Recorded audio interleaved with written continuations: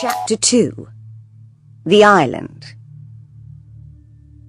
We went to Scotland the next day. First by plane, then by train. Greta Ross travelled with us. I looked out of the train window and saw fields and villages and mountains. Mum is right, I thought. Scotland is a very beautiful place.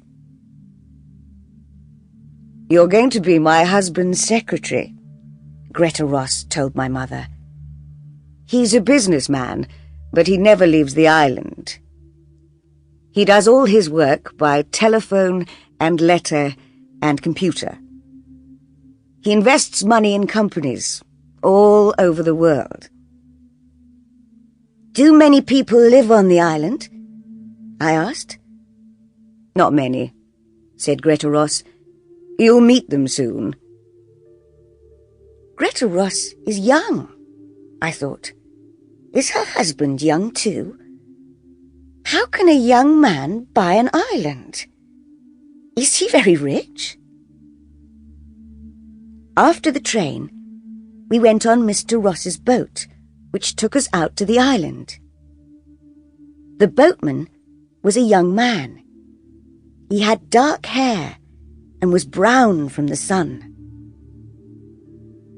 This is Tony, said Greta Ross. He works for Mr. Ross. Hi, said Tony. Soon we were near the island. I could see the beaches and the cliffs. The boat slowed down. There are dangerous rocks round the island, explained Tony. A lot of them are under the water and you can't see them. I have to be careful. But the rocks keep other boats away, and that pleases Mr. Ross. Why? I asked. Tony looked at Greta Ross, but she wasn't listening. Mr. Ross doesn't like visitors to the island, Tony said in a quiet voice.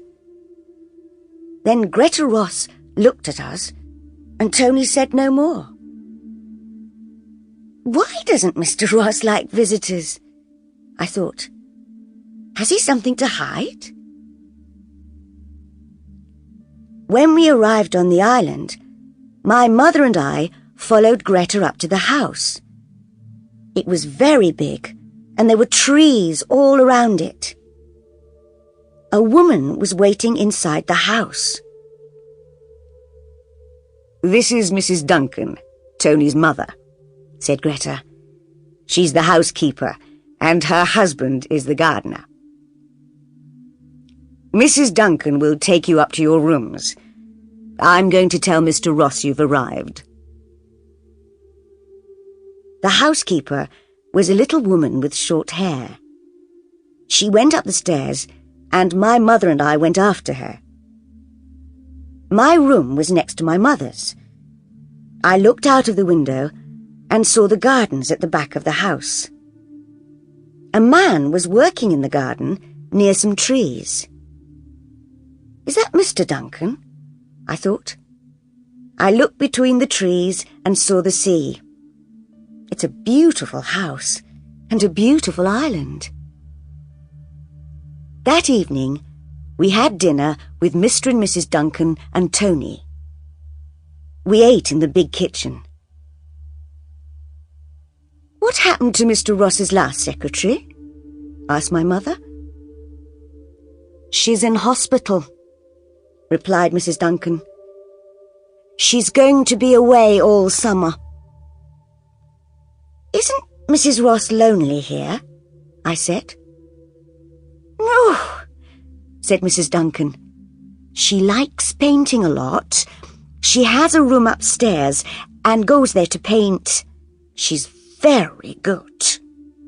Sometimes she goes to different places on the island to paint pictures. We finished eating our meal. Soon after, Greta Ross came into the kitchen. Mr. Ross wants to see you and your daughter now, Mrs. Saunders," she said. "Follow me, please." We followed her through the house and into a big room. This was Mr. Ross's office, and he was sitting behind a desk. I was surprised. He was a young man, about 30. He had a moustache, short dark hair, and he wore glasses. Mr. Ross was speaking into the telephone. Who does he look like? I thought. Is it Tony Duncan? "Mr. Ross is talking to a business friend in New York," said Greta. "Please sit down." While we waited, I looked around the office. There were 3 telephones, a computer, and lots of books and papers. There was another door, and I could see a smaller room next to the office. There was a smaller desk and another computer in there. Mr. Ross finished speaking on the phone, then looked carefully at my mother and me. For a few seconds, he didn't speak, and just watched us. Then he said, "I'm pleased to meet you, Mrs. Saunders. I need some help with my work. My secretary is in hospital, and there's a lot of work to do. Sometimes you'll have to work late at night because of time differences in New York and Tokyo. Is that all right?" "Yes, that's all right," said my mother. "Can you use a computer?" "Yes." "Good." He looked at me. "Is this your daughter?" "Yes, this is Carol," said my mother. "Hello," I said. "Greta says you like gardening. There's a big garden here, so you can help Mr. Duncan. And there's a farm. Dan and Stella Parks live in the farmhouse and work on the farm. You can help them too. We have some animals. Some sheep, a few cows, and chickens. And there's a horse called Smoke. He's grey, like his name. Can you ride?" "Yes," I said. "I can ride a horse." "You can ride Smoke around the island, if you like." "I'd like that," I said. "Thank you."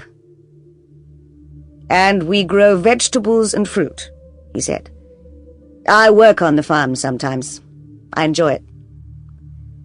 I smiled at him, but he didn't smile back. "Carol will enjoy working on the farm," said my mother. "Won't you, Carol?" "Yes," I said. Mr. Ross looks sad, I thought. But how did he get all his money? And why does he hide away on an island?